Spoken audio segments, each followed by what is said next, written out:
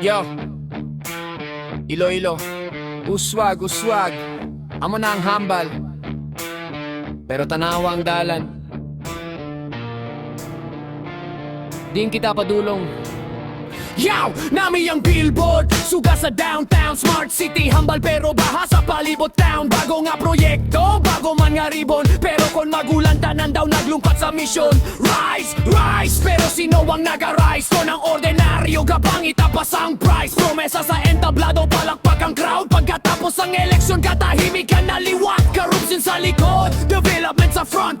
Numbers naga-saka pero sweldo daw ga-stop. May skyscraper nga naga-tubo sa skyline, pero ang pobre nagapilit gihapon sa same line. Hambal nila uswag, hambal nila rise, pero pamangkot ko, sino ang nakabenepisyo sitting alive? Uswag, uswag, Iloilo City, pero nga ang problema aragi hapon dali.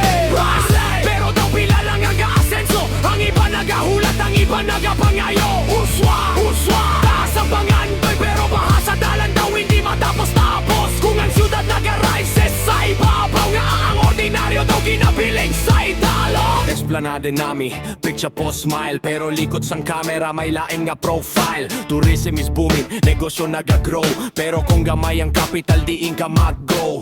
Traffic sa dalan, presyo naga-high. Progress sa papel pero reality says why. May proyekto nga dako, may budget nga milyon, pero kung matapos pamangkot di nagkatuwan tanan. Hindi ko kontra sa progreso, klaro na gusto ko man makita Iloilo nga mas mataas pa, pero ang tinuod nga uswag hindi lang building kag road. Dapat pati ang tao hindi ginabilin sa load.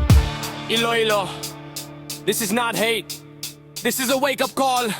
Kung gusto tas ang tunay nga uswag, dapat tanan po.